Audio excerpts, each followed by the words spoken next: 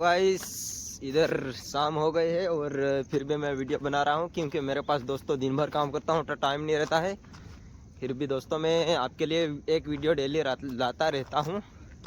और दोस्तों आज मैं थोड़ा सा अजीब लगूंगा क्योंकि आज मैंने हेयर कट करवाई ली है। तो कैसा लग रहा हूँ दोस्तों कमेंट करके मुझे ज़रूर बताना। और अभी भी दोस्तों काम ही करने वाला हूँ। अभी दोस्तों मैं मोटर चालू करके जो सने में पानी घुमाने वाला हूँ। और लाइक कर दो एक वीडियो की इस बात पे।